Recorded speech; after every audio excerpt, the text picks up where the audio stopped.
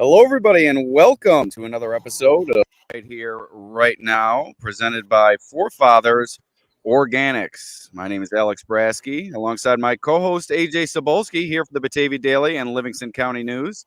Each week, we'll discuss Buffalo's favorite football team, along with all the comings and goings from Orchard Park, thanks to our friends at Forefathers Organics in Dansville. Unlock the power of nature with Forefathers Organics, your premium CBD store. We offer the highest quality CBD and hemp products to liberate your mind, body, and soul, helping you live happy and free. Our mission is driven by excellence and transparency, using cutting-edge scientific methods to combat stress and target issues at their source. From potent ingestible CBD to soothing topicals, all our products are USDA certified organic. Discover all natural wellness from farm to table. Visit forefathersorganics.com for more information. All right, AJ, an exciting day here at One Bills Drive as linebacker Terrel Bernard returns to the practice field. And the whole Bills roster was feeling good today on the practice field, dancing it up. Damar Hamlin really leading the way. Missy Elliott playing on the loudspeaker, and really the whole defensive back group getting involved. Video on my X account at Alex Brasky. But good vibes here, 3-0 vibes at One Bills Drive. What are your vibes here today on this beautiful Thursday, AJ? Yeah, definitely good sign that the Bills are feeling themselves, and that's always a good sign for a team that, they're winning football games right now, and they're really dominating football teams right now. They're not just winning games; they're absolutely dominating. I think they have over a 60-plus point differential right now in terms of how their average margin of victory. So they got a lot. They're winning by a lot of points each week, and they're doing a really good job. I probably misspoke there. Their point differential through 3 games is over 60 points. Their win margin's probably somewhere, who knows? They won by 37, 21, and 6. So it's probably in that 20 to 25 range for their point differential for each win. So they're just dominating teams, and you're seeing it, each practice, and just the vibes at the podium every time players speak. They're all in it together, and it doesn't really matter who's the star, who's the hero. I think we really know who that is, and that's Josh Allen, and he's been leading this team and becoming a better leader this season, and he's just really bringing this team, I think, to new heights, along with new coaching staff. So it's all really coming together right now through a few weeks, and once they hit adversity, which it's the NFL, we'll see how they respond. Yeah, the Bills leading the league, 37.5 points per game. It's truly been unbelievable what this team has been able to accomplish, knowing how much they lost this offseason and knowing the diminished expectations in the football world leading into this season. They've really turned those on their head, and now have become what appears to be the best team in the league through 3 weeks, and those Super Bowl expectations placed right back on these Buffalo Bills. But let's get to the most exciting topic of the day.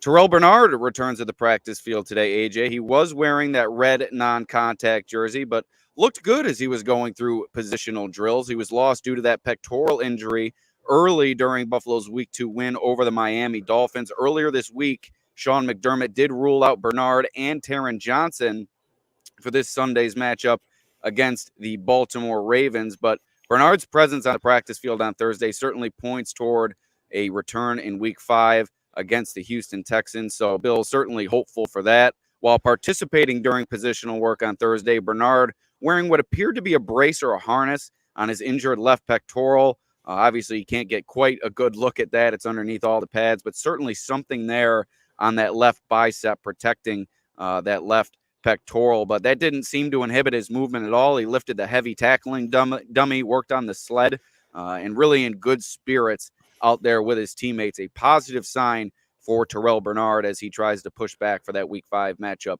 against the Houston Texans. Yeah, good sign that he was out there in limited fashion today in that red non-contact jersey. And thank you for the clarification. Mark limited on the official injury report. Yeah, so it was good to see Bernard out there, and I think he's a guy that they really need. And they survived a scary injury. At first you feel like a lot of these pec injuries, they do turn out to be tears, and you miss a lot of time. Taron Johnson happened last year, and his season was basically over. He made a return late in the year, but still did not feel like he was the same player coming back from that injury. And so it's a good thing that Bernard's back out there and with those guys. And again, it looks like he could be ready for that Houston matchup, a pivotal Week 5 game. And, I know they take it one game at a time, but I guess we're allowed to look in advance a little bit here. And I think, again, this Texans team and this Bills team, it's going to be a fun one. And if they can get Bernard back for that game, depending on what happens Sunday, or regardless really of what happens Sunday. It's always good for the Bills. But I think Baylon Spector's done a good job. I don't think he's really been tested all that much. I think the Jaguars really struggled. Trevor Lawrence has just not been the same player since that contract. It's just been a really tough time for him and a tough go with all the talent loaded around him. They still can't seem to figure it out there. So he's not been tested. It'll be interesting to see how much he gets tested with Lamar and Zay Flowers and Mark Andrews and what they like to do over the middle this upcoming weekend. But yeah, always a good sign to get one of your best players back on the defensive side of the ball. Yeah, I think you hit it right on the head. This is going to be a huge week for not only Baylon Spector, but also Dorian Williams, that new linebacker duo that the Bills have thrust into action, going up against the likes of Derrick Henry coming out of the backfield, Lamar Jackson, his scrambling ability, and then what the Ravens have done this year with their two tight ends, not only Mark Andrews, but Isaiah Likely also getting involved. I think this, like you said, this is going to be the first true test for those two linebackers to see what they can do really in all phases, slowing a scrambling quarterback, slowing a strong running game, and also slowing the tight ends in the middle of the field. One thing working in the Bills' favor, and we'll touch on it a little bit later, Baltimore is going through some offensive line injury trouble, so perhaps that slows their running game a little bit, but that remains to be seen. Moving on to the next item of note, Taron Johnson, another player that the Bills are looking to get back in the near future. Injured in week 1, has missed time since with that forearm injury. It was revealed, Joe Biscaglia on Twitter tweeted on X posted on Wednesday that Johnson is dealing with a fracture in that forearm. That is what's led to him being sidelined for multiple weeks. He's not wearing a cast or a brace from what I can see on that arm.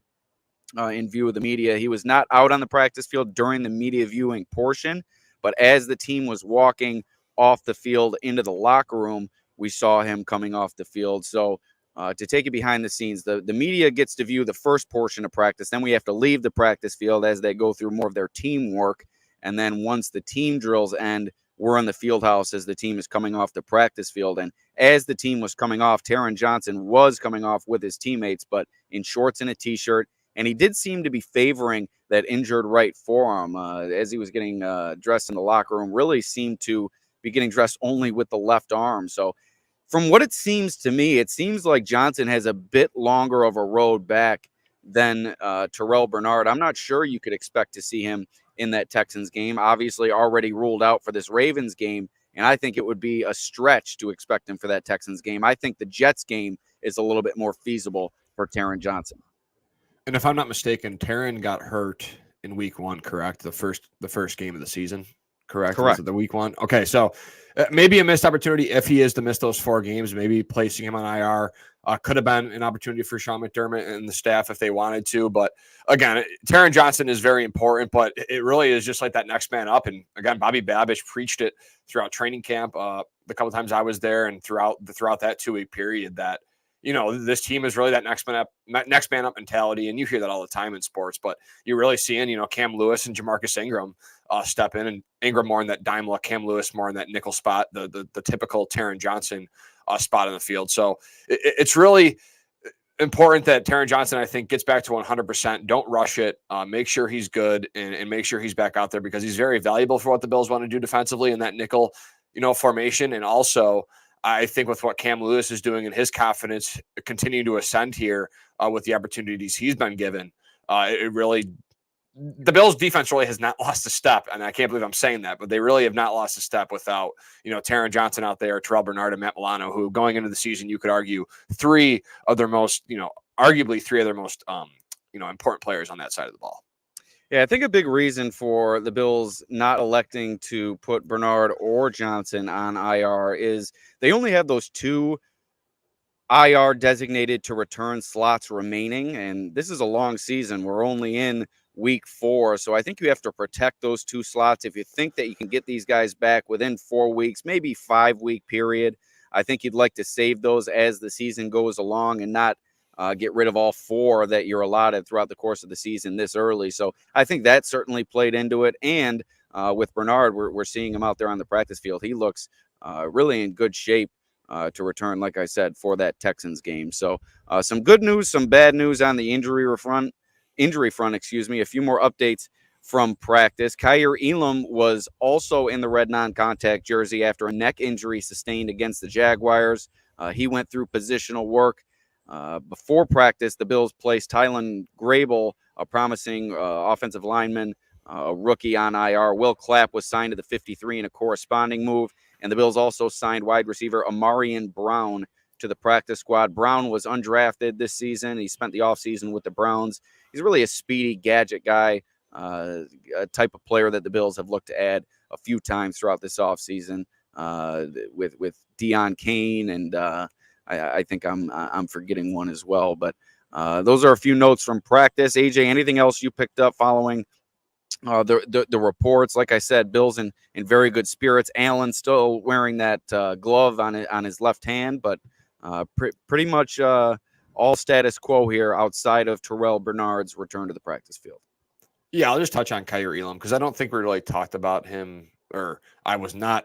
I know for a fact I did not talk about him on Monday after the Jags game, but I thought he played well in that limited time in that fourth quarter. And I think he's a guy that they still do believe in, and it'll be interesting because Rasul Douglas has his contract expiring this offseason. They really haven't made a move there. You could potentially see the 2022 selections in terms of corners, Christian Benford and Kyer Elam, getting more opportunity next year. And I could see a path for that. I know it's thinking far ahead, but just maybe an added tidbit there that down the road, depending on what they do with Rasul Douglas and how that works out, I really think with Kyer Elam and how he's looked throughout training camp and his consistency and how he looked towards the back half of that Jaguars game, I think there is an opportunity for him next year to maybe fit into that starting role if the Bills do keep him around and he's willing to stay and kind of stick it out here in Buffalo. All right, before we get too deep into this podcast, we'd like to thank our sponsor, once again, Forefathers Organics in Dansville.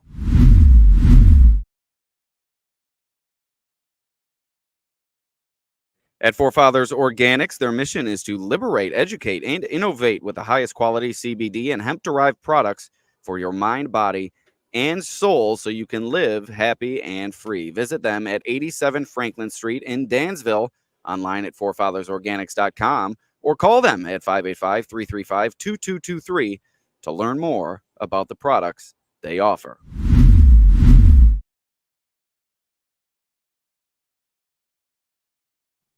All right, AJ, before we get into this matchup against the Ravens, you were under the weather for this past Monday's game against the Jacksonville Jaguars. Any lingering takeaways that you have? Anything that you'd like to say about the Bills' performance? Obviously, a throttling performance, their best performance all around of the season. Exercised some demons against the Jaguars. Wanted to give you the opportunity to provide your analysis for the people. Yeah, I think I'm going to go with an interesting path here because it's kind of about the game. It's kind of not. And I just want to make sure I get the show right that he is on.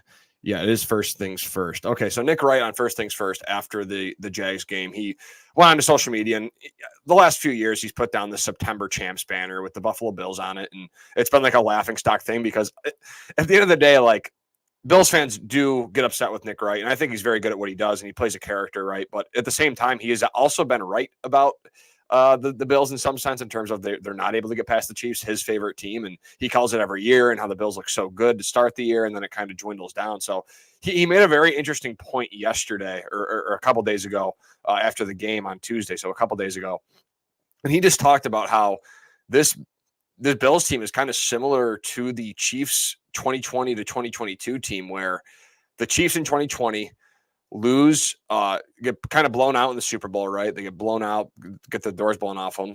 Then they return in 2021 and they narrowly lose to the Bengals in the AFC Championship game. So a close loss. Then that offseason, they part ways with Tyreek Hill, their best offensive player, and then turn around in 2022. They kind of do a different philosophy, kind of a more, a more all-around approach offensively, and the defense really picked it up. And what I'm trying, I can't quite remember the defensive coordinator right now. I should have the Chiefs because they played him so many times, but it's not coming to my head. Steve Spagnuolo. Yes, Steve Spagnuolo and what he's done as a defensive coordinator over there. So, and then he compared that to what the Bills have done, and he's like, I'm not going to do the September banner this year because in 2022, the Bills got steamrolled by the Bengals, and then in 2023, they narrowly lost to the Chiefs.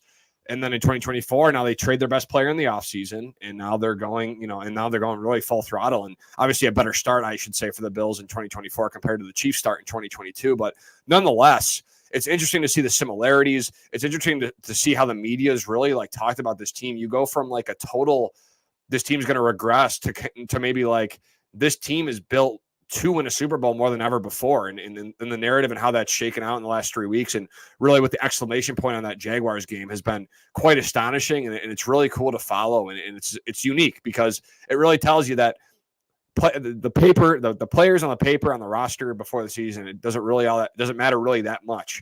I'm not sure at this point. I think people learn a lot of lessons about it. You have the quarterback, you have the coach, you have Brandon Beane as general manager. Still, you kept enough veterans around the locker room, I feel like, to still produce at a high rate, and the coordinators are just doing a good job. So all in all, basically saying that this Bills team is definitely built to have sustained success late in December, early January, and into the playoffs. And I don't think I can confidently say this, that 3 weeks I'm blown away by how they've played, and also that they're very well put together, and I think this team could go really far this year. Yeah, no doubt. I said it after the game. I think Josh Allen, the front runner in terms of MVP, I think he is in terms of the Vegas odds. And then just the way that the Bills have played through these first 3 weeks, undoubtedly, in my opinion, the best team in the league at this point. We kind of broke things down leading into that Jaguars game, and I kind of said I wasn't worried about anybody in the NFC, and the AFC was not really as strong as I thought. And boy, oh boy, the Bills have really handled their business and risen in the ranks in many people's minds quickly to begin this season. All right, AJ, let's look at this Bills-Ravens matchup. Bills at 3-0, Ravens at 1-2. The Ravens start at 0-2 before getting a win last week, so they'll be chomping at the bit for 2 in a row and try to avoid dropping to 1-3 on the year. Bills dominating in all phases of the game through 3 weeks, as you mentioned.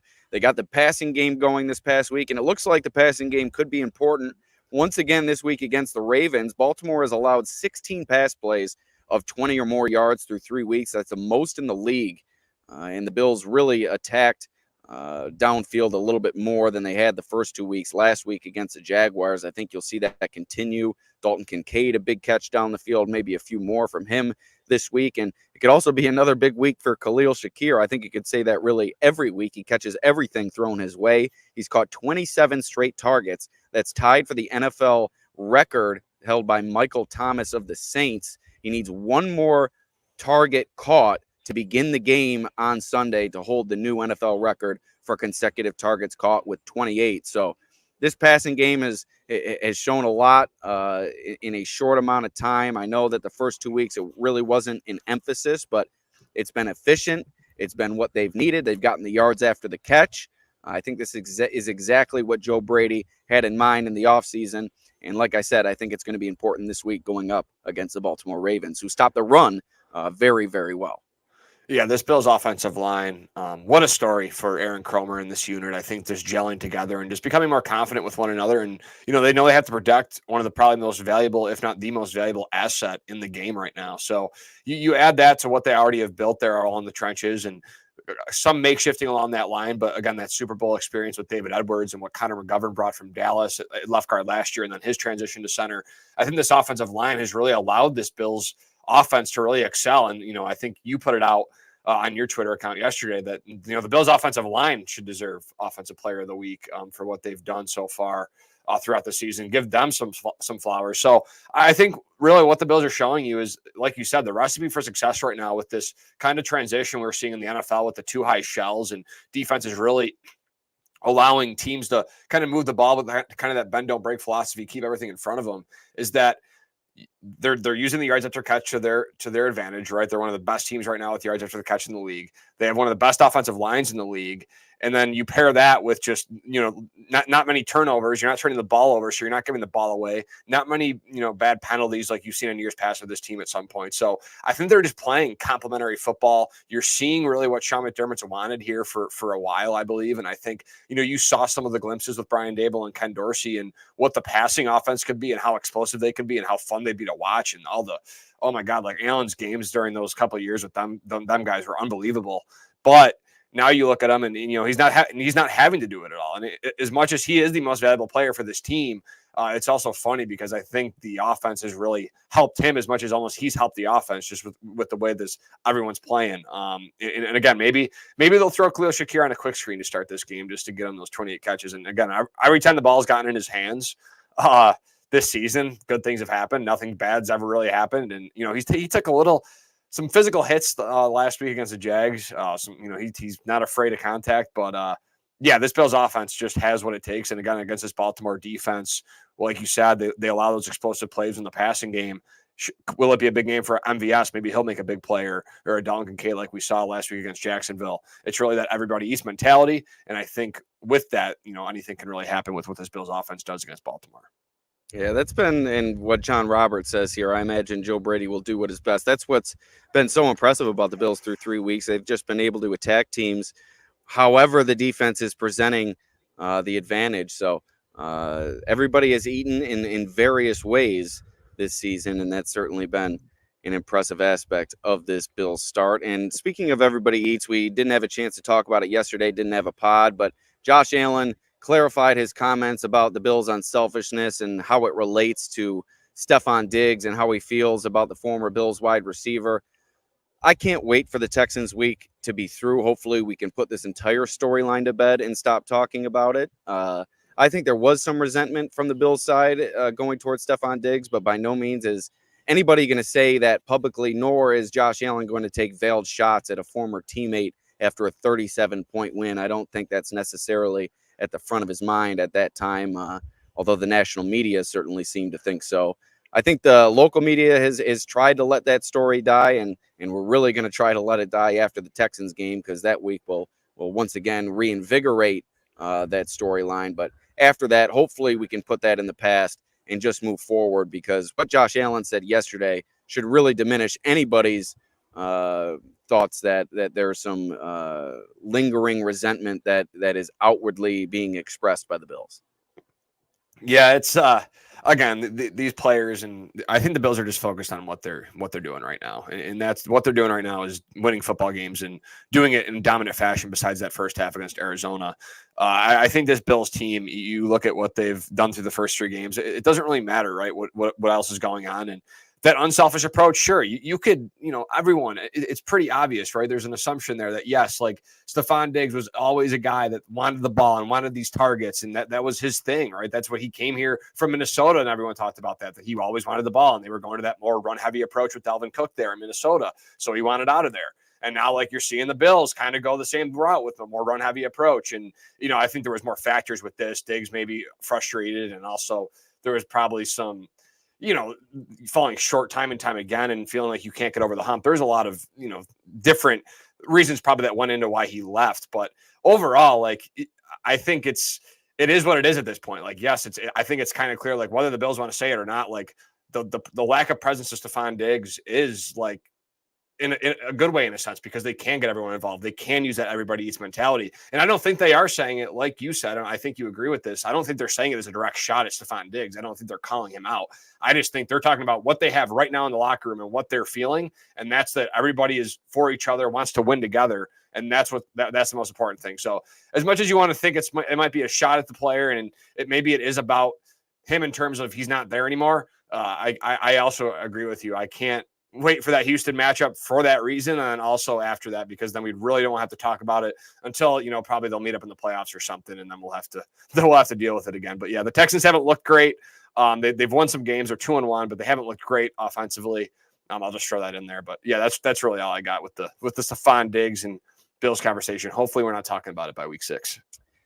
And let's get back to this year's Bills offense. A big factor, along with the offensive line that you mentioned, Josh Allen was the one who was very complimentary of the offensive line on Wednesday, said he wished that the Bills offensive line could win AFC Offensive Player of the Week. Obviously, that given to a skill player each week. You're not going to give it to an entire unit. But what the Bills offensive line is doing this year, and I'll be the first one to say, hand up, I had some concerns entering this season with all the changeover, players playing new positions in terms of Connor McGovern and then David Edwards sliding in at left guard. I was concerned with how things were going to work out, but Aaron Kromer has gotten this unit together and really performing at a high level. That's been a big factor in the Bills' offensive success. Another factor in their success is Brady's use of pre-snap motion. 127 of 160 of the Bills' offensive plays this season have featured motion. And on those plays, Buffalo leads the NFL in touchdowns, yards per play, EPA per pass, and EPA per play. And the Bills also increased their use of play action against the Jaguars. 32% of their offensive plays came via play action. So a lot of what Brady is doing this year, I think, is what Bills fans were clamoring for former offensive coordinator Ken Dorsey to do in previous seasons. And now that Brady has his full fingerprints on this offense, you're seeing that motion utilized, and it's really, really been a boon for the Bills. I just laid out the stats. They're the best team using motion, and one of the teams that use motion the most in the NFL. So if it ain't broke, don't fix it. And I'm sure we're going to see plenty more motion from Brady. And I think the most interesting motion I've seen is, I believe what it's called is that orbit motion, when you see the player come into the backfield and then work his way back out. Khalil Shakir on his touchdown completely lost the Jaguars defender. I think it was Shakir on that fourth down play on Monday night. He completely left the defender. He had no idea what was going on. So that motion, not only identifying the coverage, it's also creating some confusion for opposing defenses. Yeah, that 4th and 3 play, Alex, you were correct. It was a 4th and 3, the orbit motion there. The Jags defensive back was almost still running in the opposite direction when the ball was snapped, and Shakir just kind of leaked out in the backfield. So you're just seeing really Joe Brady, and Dan Orlovsky talks about it a lot. And they're doing, I don't know too much in depth about this, but I can get where he's coming from.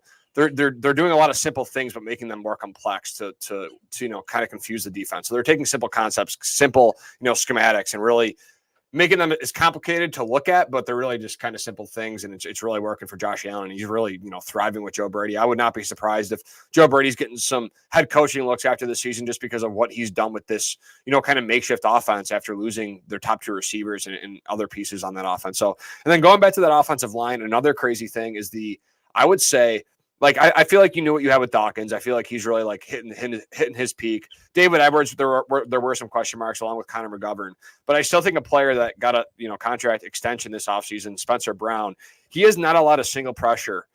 He did not allow a single pressure on 35 pass blocking snaps, his 3rd straight game without allowing a pressure this season. So he has not allowed a quarterback pressure this season, and that's according to Next Gen Stats.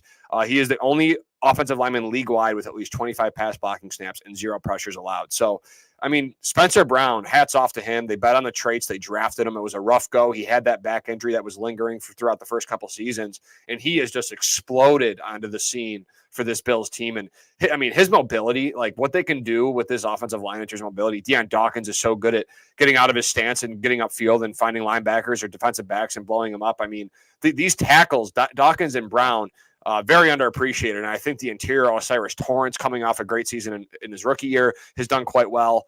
So this offensive line, Spencer Brown not allowing any pressures through 3 games is quite phenomenal. And maybe you look at that contract in a couple of years and you're saying, man, Brandon Beane got ahead of it yet again. And it might be another steal in his back pocket to make him look like, again, one of the best, general managers in football.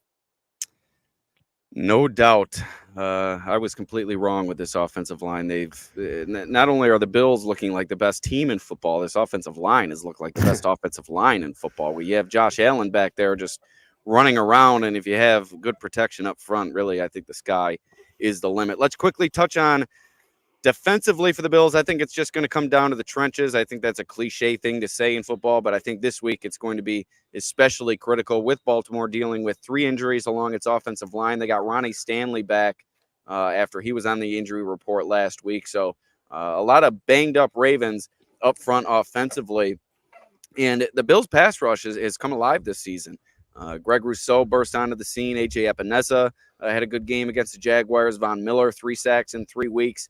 Ed Oliver and Daquan Jones, I think, are going to be huge in this game. You have to get penetration. You have to get to Derrick Henry, contact him in the backfield, make his life difficult. That's going to be a big, big factor for the Bills' defense. Yeah, containing Derrick Henry is always a must, right? That's the biggest probably X factor on that offense. If they get Derrick Henry going, they can get a lead early on, right? And they can pound the rock with Derrick Henry, one of the most physical backs in football, and just kind of wear you down. That's kind of the Ravens and maybe what they can become now. I think another big factor will be containing Lamar. His kind of out of structure play style, similar to Josh Allen, where he can really beat you with his legs. And that's what he's done. He's a guy that ran for 1,000 yards in a single season. He does it all the time. I think as a thrower, the Bills, I think, will have success against them. I really do, in that nickel defense if they stick with that. Zay Flowers and Mark Andrews are two guys. Isaiah Likely maybe throw in there that maybe give you some fear in terms of their pass catchers. But you look down their depth chart, Rashad Bateman struggled to stay healthy and hasn't really looked quite well this year, has not really done much. And Nelson Aguilar is really just a speedster that can beat you on the boundary down the sideline. And if he can see, green grass in front of him, he'll hit you with it, but he's not really a guy that's going to separate and win. And the way that Christian Bedford is playing, I don't really think anyone really has a fair opportunity going against him every week with this Bills defensive back room. So all in all, I will share that from Jamison Hensley, a ESPN Ravens reporter, that just for future. So if you're listening to this is a Thursday show. So not practicing for the second straight day was starting left guard Andrew Voorhees with an ankle and reserve cornerback Jalen Armour Davis with a hamstring. But 2 starting O-linemen did return. I don't know in what fashion, limited or full, but Tyler Linderbaum, the center, returned with a knee injury to practice today, and right tackle Patrick McCarry returned with a neck injury. So 2 of their starting 3 offensive linemen did return to the practice field today. So that is something to monitor. Sorry, I muted myself with this new mic. For all those people listening, and that's something. You sound great. You sound great, AJ. Yeah, I think I'm still congested and stuff. So I'm trying to hope that maybe the microphone, this won't be the full microphone effect here, because I don't have I'm not totally my voice isn't totally 100% there. But I think once the mic and the full 100% voice, I'm excited to see how it sounds. So. New mic, so kind of running it through there, but just some couple injuries to keep an eye on the Ravens side of the ball going into this matchup. All right, before we get out of here, let's thank our sponsor, Forefathers Organics in Dansville. Unlock the power of nature with Forefathers Organics, your premium CBD store. We offer the highest quality CBD and hemp products to liberate your mind, body, and soul, helping you live happy and free. Our mission is driven by excellence and transparency, using cutting-edge scientific methods to combat stress and target issues at their source. From potent ingestible CBD to soothing topicals, all our products are USDA certified organic. Discover all natural wellness from farm to table. Visit forefathersorganics.com for more information. All right, AJ, that's going to do it. One more practice for the Bills on Friday. Quick one, and then they will hit the road for Baltimore. I will also be on the scene at M&T Bank Stadium. Excited for that one. It's going to be another exciting primetime affair. A few more of those before the Bills have a string of Sunday 1 p.m/4 o'clock p.m. games. So excited to get back to normalcy as well, but a lot of excitement brewing here at One Bills Drive. Bills are 3-0 heading into this matchup with the Baltimore Ravens. We will see you next time. Peace out.